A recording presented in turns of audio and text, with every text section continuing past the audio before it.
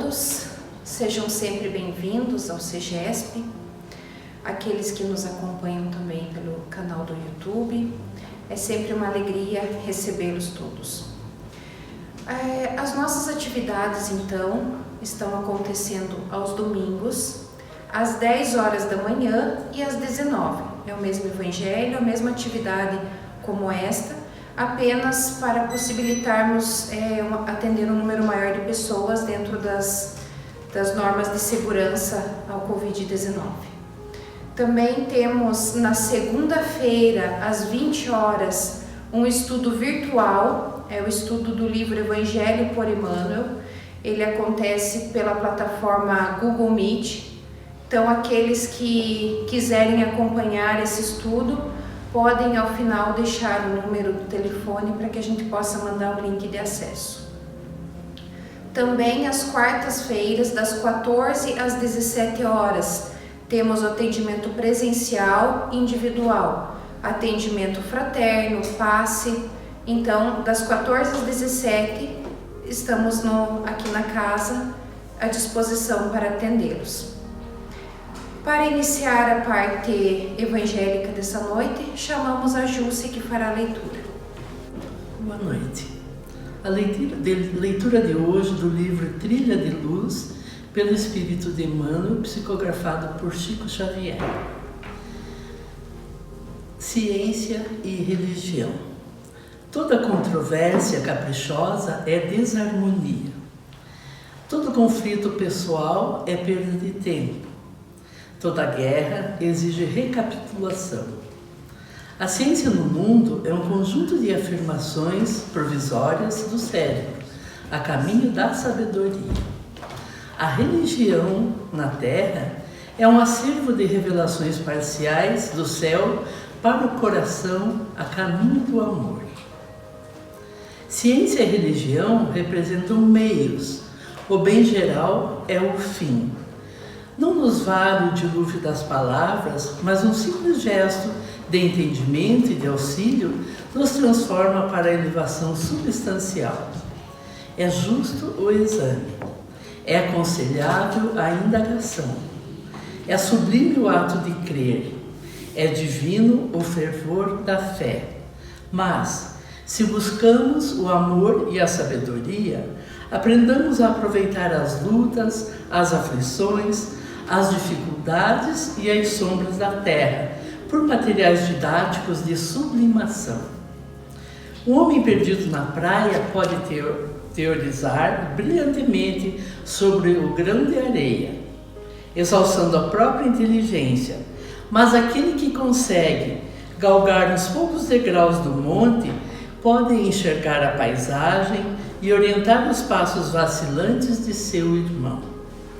Estendamos nossos braços para a vida e auxiliemos sempre.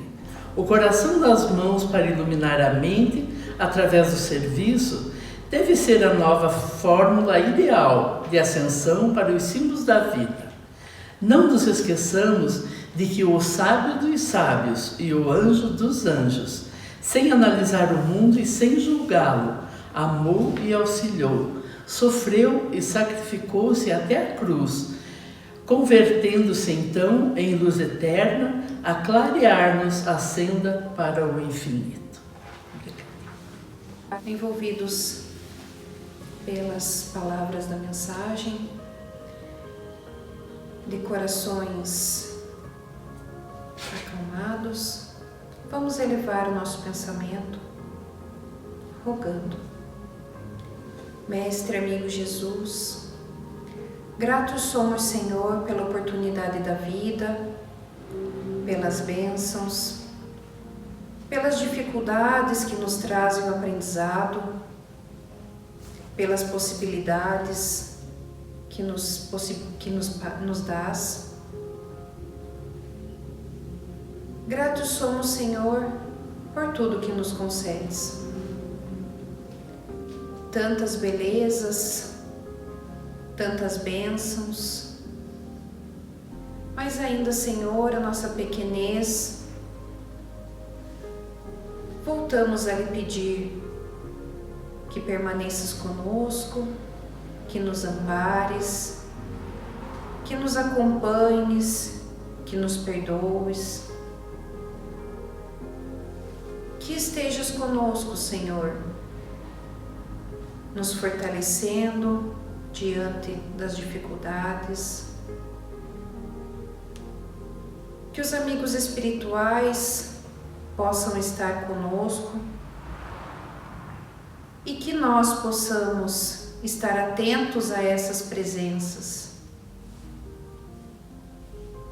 Fica conosco, Senhor, nos iluminando para que bem possamos receber a mensagem dessa noite, em especial iluminando nossa companheira Laís, que fará a exposição. Fica conosco, nos envolve hoje e sempre na sua paz. Que assim seja. Olá a todos. Que o Mestre Jesus abençoe a cada um de vocês, que seja presencialmente ou virtualmente, compartilharão desses momentos de união de pensamentos. E para a gente já entrar na sintonia da mensagem de hoje, eu gostaria de fazer a mesma indagação que um dia Chico recebeu. Poderá a ciência substituir a religião?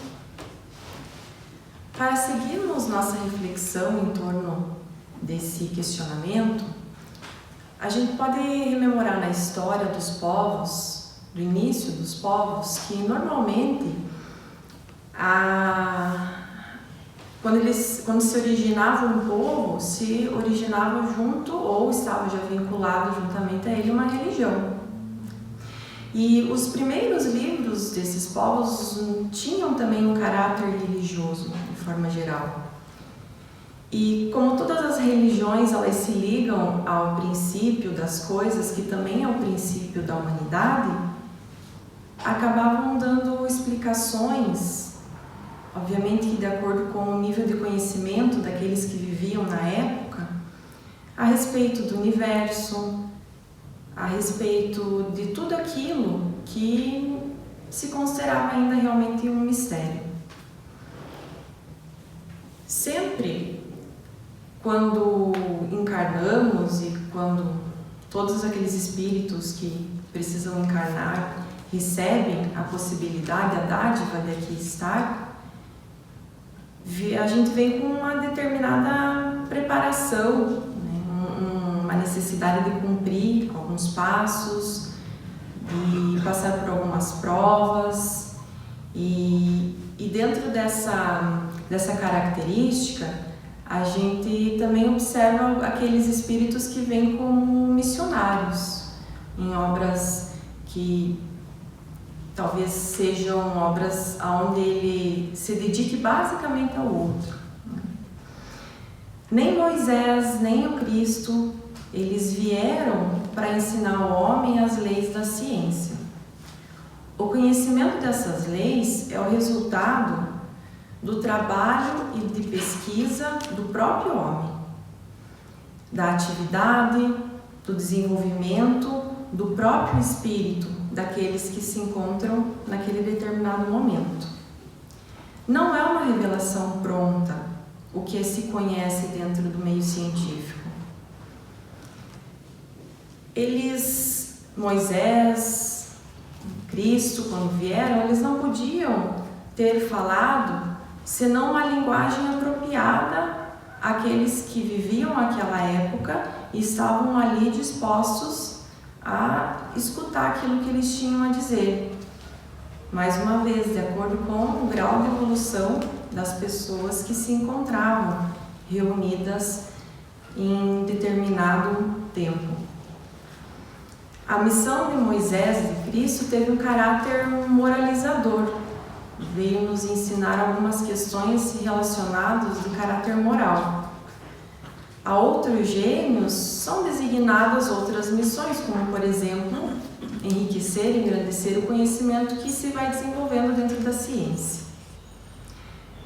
A ciência é uma lei divina, assim como a lei da caridade, aquelas outras leis que a gente conhece dentro do Espiritismo.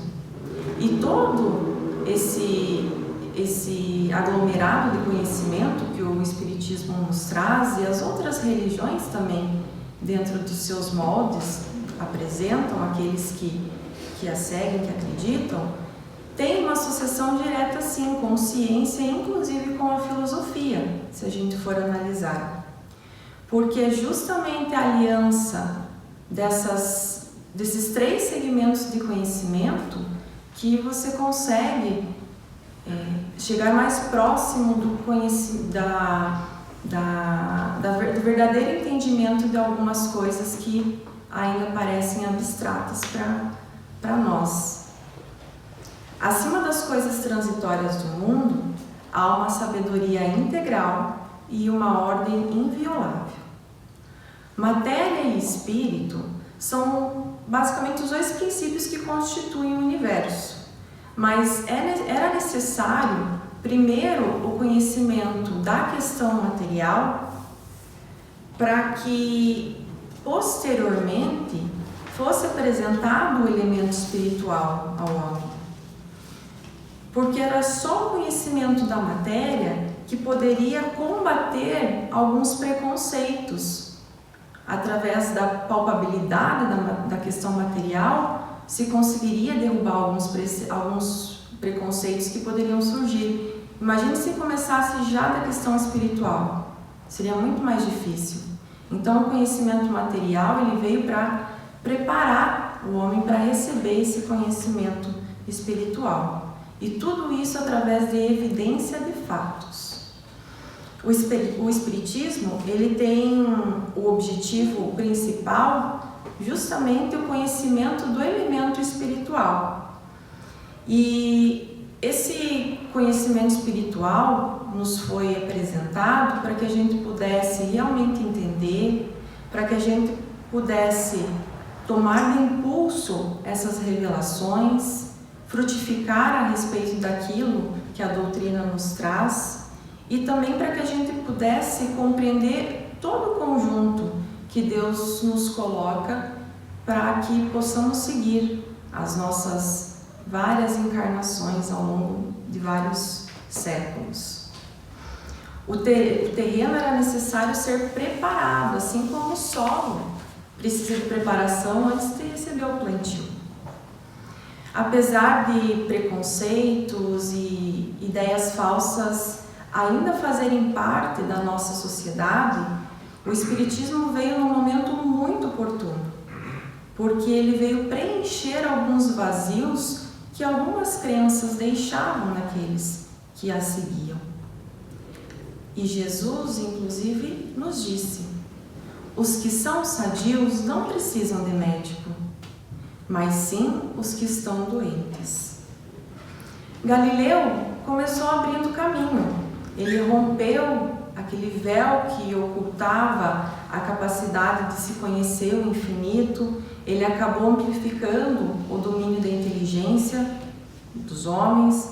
Ele acabou desferindo de forma final um golpe fatal em tudo aquilo que era considerado como crença errônea até o período que ele esteve encarnado.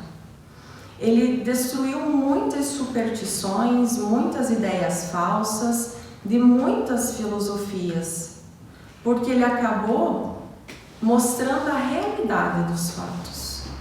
É um dos grandes gênios, podemos citar, que diminuíram as barreiras que a própria ignorância da humanidade acabou colocando. E o que a gente observa hoje é o resultado, ao longo de muitos séculos, das diversas buscas em diversas áreas que nós, homens, fizemos, dentro tanto do macro quanto do microcosmo. E quando se pensa em ciência e religião, Kardec, inclusive, escreve que a doutrina, a religião, sem a ciência, carece de apoio, e assim ocorre do contrário. quando efetivamente a ciência que é feita pelos homens de hoje, encarnados, tiver assimilado de forma real os elementos que são fornecidos pelo Espiritismo, ela acabará encontrando novos e importantes recursos para a própria melhora material da humanidade. E como meio de elaboração, a doutrina espírita, ela procede da mesma forma que muito se faz dentro do campo científico, que é o estudo através do método experimental. Quando fatos adversos, alheios ao que já se conhece, eles surgem, e não se pode explicar isso pelas leis que já conhecemos, é observado, é comparado, é analisado, os efeitos são remontados às causas e até que se chega num ponto em que alguma lei conhecida possa justificar, ainda que de forma parcial, o que se presencia. Ainda se não for suficiente isso, ocorre uma dedução das consequências do que se descobriu pode trazer para toda a humanidade e se procura, em cima disso, uma aplicação útil. Não é estabelecido nenhuma teoria pré-concebida dentro da doutrina espírita. Não tem uma hipótese definida, certa, nem a existência da questão espiritual ou a intervenção dos espíritos como sendo coisas que foram criadas pelo Espiritismo. Não se criou nada dentro da doutrina, tudo foi estudado com base do método de experimentação. Se trouxeram esses fatos a partir de um estudo.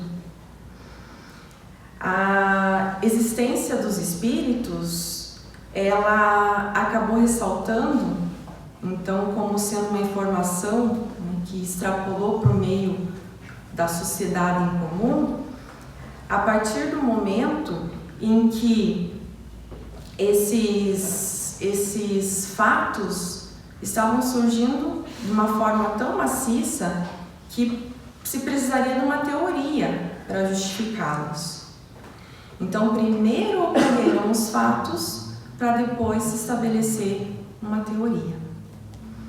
É exato dizer que o Espiritismo é uma ciência de observação e não é um produto da imaginação. Ninguém pode negar, no entanto, que dentro da astrologia, da alquimia, houveram muitas verdades que se acreditava naquele tempo e que já se sabe que não é mais tão verdade assim, mas que foram base para aquilo que a gente conhece até hoje em dia. Apesar das fórmulas um tanto quanto excêntricas da alquimia, por exemplo, relacionada à lei das afinidades, não ser exatamente como se acreditava que era, mas muito se contribuiu quando se descobriu e se amadureceu essa possibilidade. Na astrologia também houve muita importância aqueles estudos mais primitivos para que a posição dos astros, o comportamento dos astros fosse hoje melhor entendido. Então é importante a gente considerar que nem todo conhecimento que pareça ser um tanto quanto absurdo para determinada época não possa um dia se tornar verdade. A gente vivencia isso. Se a gente for considerar esses estudos dentro da astronomia, da alquimia, como exemplo, conforme eu falei, a gente vai ver que muito se evoluiu, mas naquela época era absurdo pensar diferente do que se acreditava.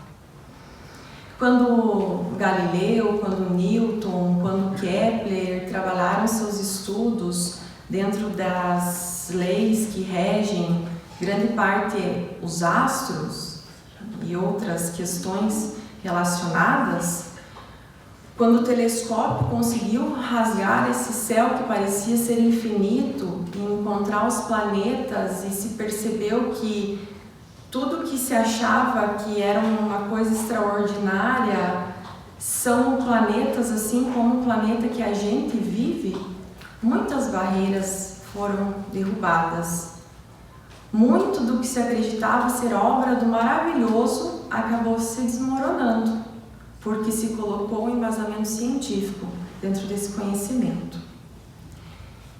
E pensando nessa linha, será que a gente consegue realmente ver aquilo que a gente já ouviu falar, que a gente acha, que a gente conhece? Um exemplo que eu, escrevendo a fala de hoje, pensei, é dentro da minha rotina de trabalho, no laboratório de anatomia. Muitas das vezes eu tento descrever uma determinada estrutura para os alunos dissecarem, encontrarem, analisarem com a maior riqueza de detalhes que eu consigo descrever a eles. E aí, quando eles chegam no laboratório para estudar, eles começam a procurar com a pinça e seguram, e professor, eu não estou achando essa estrutura que você descreveu. E a maior parte das vezes é a estrutura que eles estão segurando na pinça, mas eles não conseguem identificar isso. Será que a gente só enxerga quando estamos suficientemente preparados para ver? No campo da psicanálise, Freud nos trouxe, dentro do ponto de vista mental, que não é um acontecimento objetivo que se determina o comportamento das pessoas, mas é particularmente aquilo que a gente não vê, é aquilo que fica guardado dentro de nós. Pode remeter a um conflito de infância, ou dentro do que a gente já tem conhecimento na doutrina espírita, pode ser a lembrança, ainda que confusa, de alguma vida que já vivemos. E dentro do nosso psiquismo consciente não encontramos ela, mas em algum lugar ela está lá guardada. E isso pode ser, grande parte, o motivo que nos faz sofrer algumas dores, principalmente na vida adulta, como a depressão, que é uma dor que hoje em dia, inclusive, infelizmente, muitas pessoas padecem, né, disso. Será que não é uma lembrança de algum contato de outra vida, que a pessoa já tinha uma debilidade em um determinado assunto e encontrou esse assunto como provação?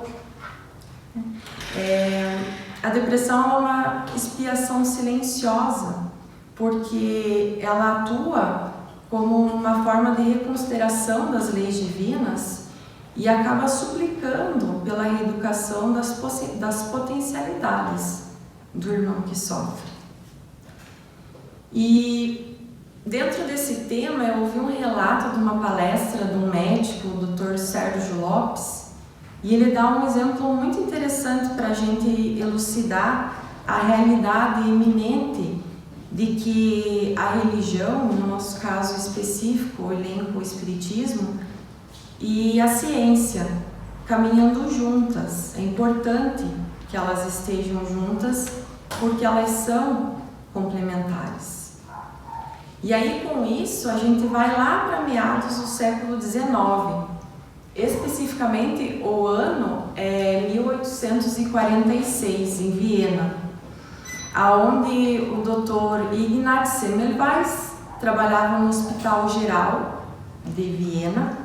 Ele era um médico húngaro, mas acabou desenvolvendo, né, o seu trabalho dentro desse hospital.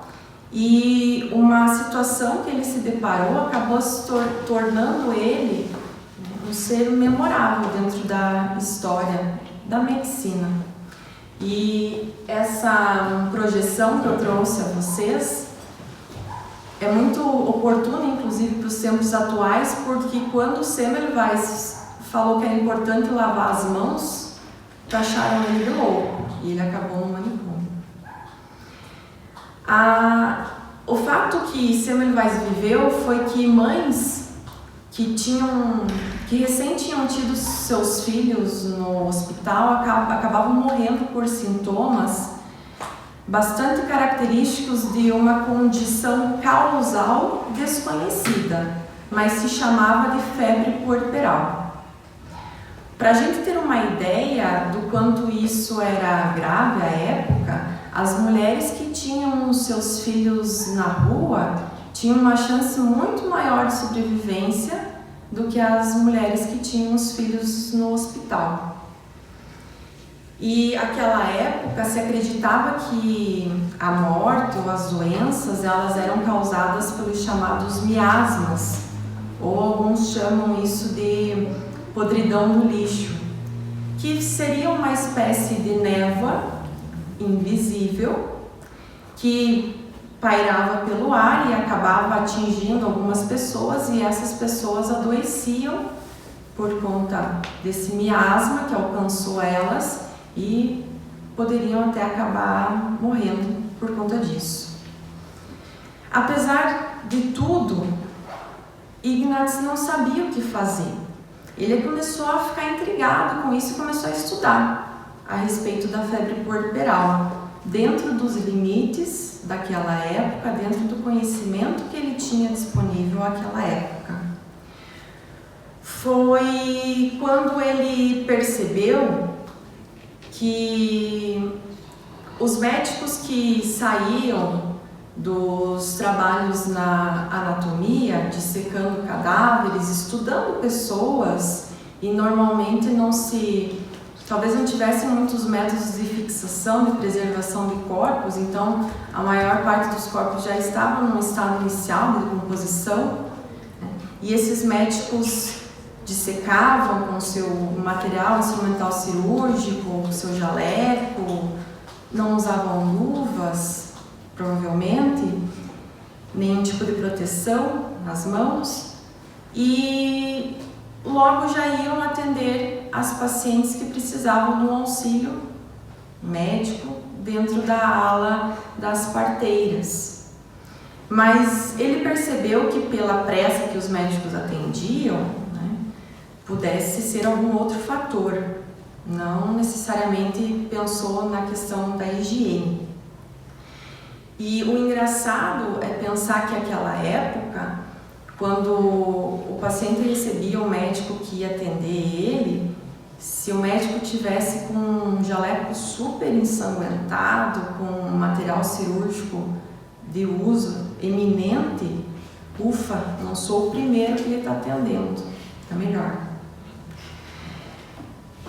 E em tempos que microscopia ainda não se realizava o diagnóstico de micro-organismos que poderiam ser potenciais patógenos para as pessoas, absurdo era você pensar que algo que você não vê, e não era um miasma, podia ser caso de um destino tão fatal de alguém.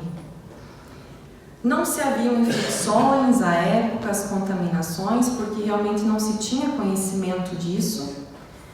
E Semmelweis continuava intrigado, né? Ele estava pesquisando para tentar chegar a uma conclusão do porquê esses índices de mortalidade tão altos.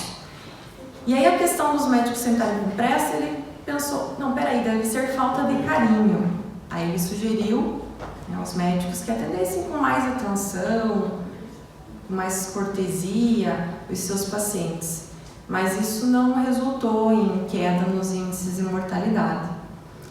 E ele continuou intrigado com isso e os médicos continuavam chegando com suas vestes, suas mãos, seu instrumental sujo da ala da anatomia. E aí Ignaz pensou, então deve ser o miasma que deve estar pairando na ala das parteiras, vamos trocar de lugar. Mudou toda a instalação de recepção às mulheres grávidas, um parto iminente, para outro local, mas isso não adiantou. Continuaram, parece que a morte seguia os médicos e as mulheres continuavam morrendo. A busca não parou por aí, porque Ignaz ainda passou por uma situação em que ele perdeu um amigo dele, que durante uma cirurgia acabou, sem querer, passando bisturi na mão, se cortando, pegou uma infecção muito grave, que acabou evoluindo para uma infecção generalizada, e o diagnóstico à época foi febre puerperal. E isso acabou desconcertando ele, mas tornando ele mais ainda decidido a tentar entender o que acontecia. Foi aí que ele teve um lapso, né, de ideia de colocar a culpa no bisturi, mas então é o bisturi, é a lavagem das mãos que não está sendo feita, pode ser isso. Foi quando ele passou essa possibilidade para os diretores do hospital, e os diretores impuseram então que se fosse feita, tomadas medidas de asepsia, lavagem de mão, asepsia de instrumental cirúrgico, troca de jaleco, para que se fosse atender diferentes pacientes. E não foi fácil essa medida, porque muitos médicos já atuavam há tanto tempo, sempre foram aqueles índices de mortalidade, para que mudar? Então, mais prático. Mas pela imposição acabou que se observou num curto espaço de tempo uma mudança de 12% no índice de mortalidade, alguns autores trazem 18% para 2% de imediato e a longo prazo 1,2%. Ou seja, ele descobriu a causa de tantas mortes, era a falta de higiene, basicamente. Naquela época já existia microscópio, mas Semmelweis ele não tinha muita aptidão para essa área de estudo. Ele gostava da experimentação, até porque ele viu tudo isso. Então ele era mais adepto daquilo que funcionava na prática. E com isso acabou não tendo muitas evidências científicas, eram evidências de resultado experimental, de aplicação direta na prática, e por conta disso, e ele ficar batendo nessa tecla que era importante, o movimento político da época já começou a ver ele com outros olhos, já começou a se incomodar com a astúcia dele, e ele foi convidado a se retirar de Viena.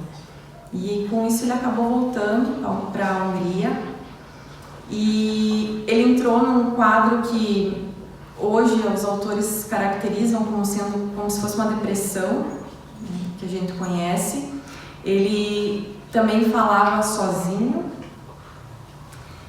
e com todo esse histórico dele, ele foi internado num manicômio, num hospício, porque as pessoas estavam achando que ele estava realmente ficando louco por ser tão incisivo nessa questão de lavar as mãos. O relato do Sérgio, ele fala que ele estava andando na rua, ele viu um casal e dizia, lave as mãos, e as pessoas estavam se incomodando com isso, né? Mas antes dele ser internado, ele acabou em um dos seus procedimentos cirúrgicos, ainda pela resistência da época, em fazer com que lavasse as mãos, enfim. Foi um dos dias que justamente ele não fez esse processo por conta de pressão externa, e ele se cortou, essa ferida não sarava, ele foi internado no manicômio, e isso evoluiu para um quadro de sepse, e ele acabou morrendo do que se diagnosticou também como febre puerperal. Convenhamos, agora essa narrativa está cheia de indícios de que realmente era aquele o motivo que Ignaz descobriu que estava causando tantas mortes. São evidências claras de sucesso a partir do momento que ele instituiu um protocolo para ser seguido. Mas os resultados não foram suficientes para que um conhecimento se modificasse. A ciência que foi vivida ali, ela não conseguiu convencer aqueles que viviam à época. E anos depois, poucos anos depois, logo já Pasteur, ele acabou identificando micro-organismos com uso de microscopia, então já começou, né, a querer aceitar as ideias de Semmelweis, mas já era um pouco tarde. E dentro dessa questão, a gente pode até considerar que nasce uma outra ciência a partir disso que a gente constata. E Kardec, na Revista Espírita de 1863, ele traz uma frase que eu achei muito interessante e que talvez nós estejamos sofrendo uma resistência dentro da doutrina espírita, da mesma forma que foi a resistência figurada à época de Ignaz. Porque Kardec escreve: um dia a obsessão, a depressão, será colocada entre as causas patológicas, como o é hoje a ação de animais microscópicos, de cuja existência não se suspeitava antes da invenção do microscópio. Mas é possível então que com isso vocês estejam se perguntando, mas tudo bem, e aonde que está o aparelho responsável então por nos mostrar o mundo espiritual para que a gente possa fazer esses diagnósticos, né? São os médiuns. Mas alguns podem dizer, não serve médium, porque o microscópio ele tem objetivas diferentes, então você pode ter um aumento diferente de acordo com a situação. Mas não é bem assim, porque o microscópio óptico às vezes não consegue detectar alguns detalhes que se quer estudar a nível celular, e é necessário se utilizar de um aparelho mais potente, que seria o microscópio eletrônico. Então existem também variações dentro disso. Nos médiuns também é assim. Os nossos microscópios eletrônicos seriam Chico Xavier, Divaldo Franco. E o fato de tudo isso é que não importa a lente em si, fazendo essa analogia ao microscópio. O importante é o resultado da união universal de todos os dados que o Kardec nos deixou e que compõe a codificação da doutrina espírita e que nos dão embasamento, sim, para começarmos a tentar fazer uma nova ciência. Sendo essa doutrina que Kardec compilou, uma doutrina que permite o nosso autoconhecimento, que permite o conhecimento da essência de outros mundos, que nos fortalece a fé racional, que nos instrui. Eu parei de pensar, por que será que não existe uma disciplina, não necessariamente espiritismo, mas espiritualidade, né, que é uma coisa um pouco mais ampla, dentro do ensino fundamental, dentro do ensino médio, nas universidades. Apesar de alguns cursos já terem, né, essa matéria na ementa, mas ainda não é tão comum a gente ver isso. Será que é mais fácil pensar que não se pode questionar porque o que não se conhece é obra do mistério? Se nós não abrirmos mão do pensamento e da razão, nós não estamos preparados. Se abrirmos mãos do pensamento e da razão, nós não estamos preparados para enfrentar a ciência que nos é colocada, nos é instigada por Kardec. Porque aí aparece o grande abismo entre a ciência e a religião. Um pouco de ciência nos afasta de Deus, muito nos aproxima. O Espiritismo nos proporciona tanto conhecimento nas diversas áreas que há coisas que o homem, mergulhado nessa questão tão materialista dos dias de hoje, nessa ciência tão materialista que ainda é, e com um vínculo também, inclusive, muito forte em questões políticas, não tem condição de saber muitas das coisas. Como Cristo já nos alertou, tenho ainda muita coisa a dizer-vos, mas presentemente não podeis suportar. E aí eu trago o conselho de Helvétios para acalmar nossa curiosidade, porque é preciso ter coragem de ignorar o que não se pode saber. François Arago, que é um grande físico parisiense, ele trabalhou na teoria ondulatória da luz e em algumas questões eletromagnéticas, e ele fez uma observação muito sábia. A ciência permanecerá, de certa forma, estacionária até que a moral daqueles que neste tempo vivam a tenham alcançado. A doutrina espírita é a profissão de fé limpa e categórica. Assim, somente porque Deus não pode ser demonstrado por uma equação algébrica, a sua existência é um fato que não existe? Será que porque a alma não pode ser apreensível por um reator, ela não merece o nosso zelo, as rogativas? E aqui convém um balanço consciencial dentro disso. A ciência é sempre infalível dentro daquilo que ela propõe?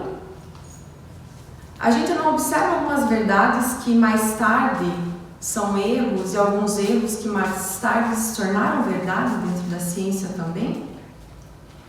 Buscamos uma ciência nova, onde o materialismo já não representa o ator principal, onde as alegações políticas elas não atinjam a verdadeira fé de um povo. Buscamos uma ciência que verdadeiramente aconteça ancorada nos conhecimentos de religião, de filosofia, que se inspire naquilo que Kardec nos deixou através da codificação do Espiritismo, que representa a perfeição da obra de Deus. Os porquês da vida, os porquês da morte. Quanta ciência tem o Evangelho segundo o Espiritismo ou os outros livros, os outros 4 livros que formam o Pentateuco e os outros milhares de livros dentro da doutrina espírita. Se me amais, guardais os meus mandamentos, e eu pedirei a meu Pai, e ele vos enviará outro Consolador, a fim de que fique eternamente convosco. O Espírito de verdade que o mundo não pode receber, porque não o vê. Vós, porém, o conhecereis, porque permanecerá convosco e estará em vós. Mas o Consolador, que é o Espírito Santo, que meu Pai enviará em meu nome, vos ensinará todas as coisas e vos fará lembrar de tudo o que eu vos tenho dito. E para finalizar nossa conversa evangélica de hoje, eu queria trazer um trecho do capítulo 1, item 8 do Evangelho segundo o Espiritismo, que foi justamente o Evangelho que tecemos algumas reflexões no dia de hoje. A ciência e a religião são 2 alavancas da inteligência humana. Uma revela as leis do mundo material e a outra do mundo moral. Tendo, no entanto, essas leis o mesmo princípio, que é Deus, não podem contradizer-se. Se fossem a negação uma da outra, uma necessariamente estaria em erro e a outra estaria com a verdade. Porquanto Deus não pode pretender a destruição de sua própria obra. A incompatibilidade que se julgou existir entre essas 2 ordens de ideia provém apenas de uma observação defeituosa e de excesso de exclusivismo, de um lado e de outro. Daí, um conflito que deu origem à incredulidade e à intolerância. Obrigada. Ainda nessas vibrações de calmaria, rogamos a Deus que permaneça assim como sempre o faz ao nosso lado, nos sustentando ao longo das provas que vamos encarando ao longo da nossa vida, ao longo dos dias. Que Ele possa também amparar a todos aqueles que se encontram em nosso entorno, seja por relação familiar, sejam nossos amigos, nossos colegas de trabalho, que todos possam receber igualmente as bênçãos que ecoam do alto. De forma especial, que os cientistas dos dias atuais possam receber as inspirações divinas para que, dentro da ciência que se pratica hoje, novos desfechos, novas esperanças surjam. Nos mantenha em sua paz, Senhor, hoje e sempre, assim seja.